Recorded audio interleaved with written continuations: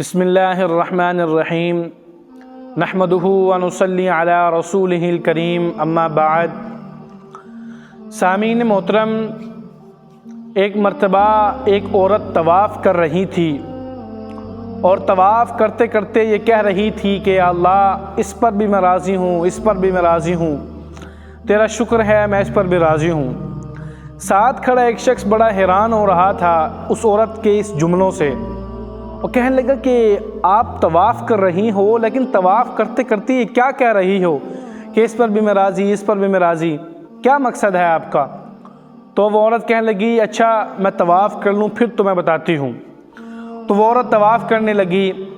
جب طواف سے وہ فارغ ہو گئی طواف کرنے سے، تو اس کے بعد اس نے اس شخص کو اپنے پاس بٹھایا اور کہنے لگی کہ میرا بھی ایک گھر تھا، میرا بھی ایک شوہر تھا، 3 بچے تھے، ہم بھی ایک ٹھیک ٹھاک زندگی گزار رہے تھے۔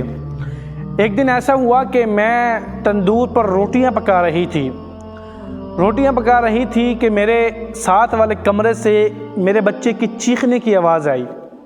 جب میں گئی تو میں نے وہاں عجیب سا منظر دیکھا کہ اس دن سے 2 دن پہلے میرے میاں نے، میرے شوہر نے گھر کے اندر ایک بکری کو ذبح کیا تھا۔ تو میرے بچے اس منظر کو دیکھ رہے تھے کہ کیسے میرے شوہر نے اس بکری کو نیچے لٹا کر اس کی گردن پر چھری چلائی۔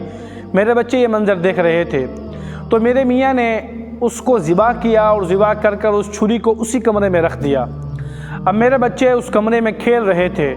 اب میرے ایک بڑے بیٹے نے میرے ایک چھوٹے بیٹے کو نیچے زمین پر لٹایا اور کھیلتے کھیلتے جو منظر اس نے بکری والا دیکھا تھا اسی منظر کے تحت اپنے بیٹے کو، اپنے اس چھوٹے بھائی کو اس نے نیچے لٹایا اور نیچے لٹا کر کھیلتے کھیلتے اپنے بھائی کی گردن پر چھری چلا ڈالی۔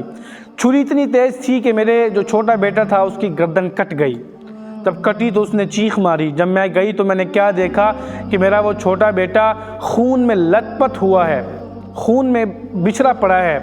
تو میں نے اپنے اس بیٹے کو اٹھا کر خون والے بیٹے کو اٹھا کر میں نے ایک چارپائی پر لٹا دیا کیونکہ وہ شہید ہو چکا تھا۔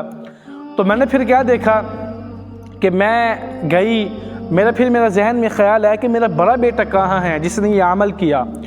تو میں فوراً ڈھونڈتی میں نے ایک جگہ میری نظر پڑی جہاں ایک لکڑیوں کا گڈر پڑا ہوا تھا۔ تو مجھے شک ہوا کہ اس لکڑیوں کے گڈر کے پیچھے میرا ایک بیٹا ہے۔ تو میں نے وہاں آواز لگائی لیکن میرے بیٹے نے مجھے کوئی جواب نہ دیا۔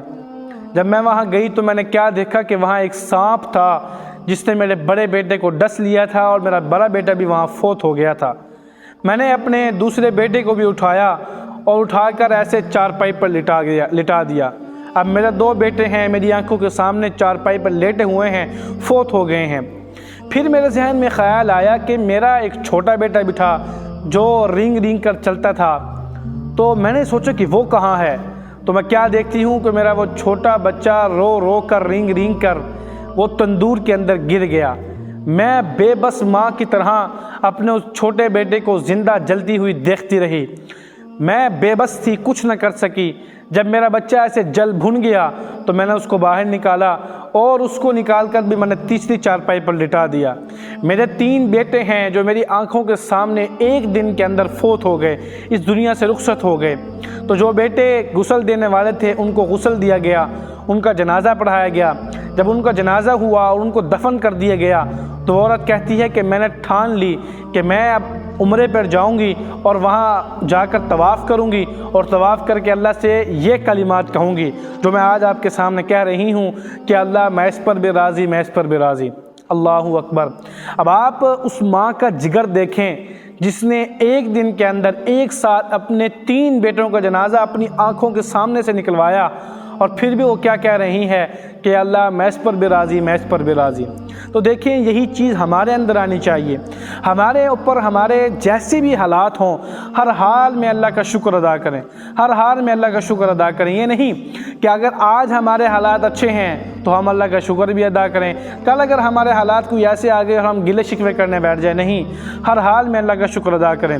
یاد رہے کہ جب ہم اللہ کا ہر حال میں شکر ادا کریں گے تو اللہ پاک ہمیں اتنا دیں گے، اتنی خوشیاں دیں گے کہ ہم سوچ بھی نہیں سکتے۔ اس لیے ہر حال میں بس اللہ کا شکر ادا کریں۔ تو اسی کے ساتھ ساتھ اگر آپ کو ہماری ویڈیو پسند آئی ہو تو آپ ہمارے چینل کو لازمی سبسکرائب کر دیجیے گا۔ اللہ پاک ہم سب کا حامی و ناصر ہو۔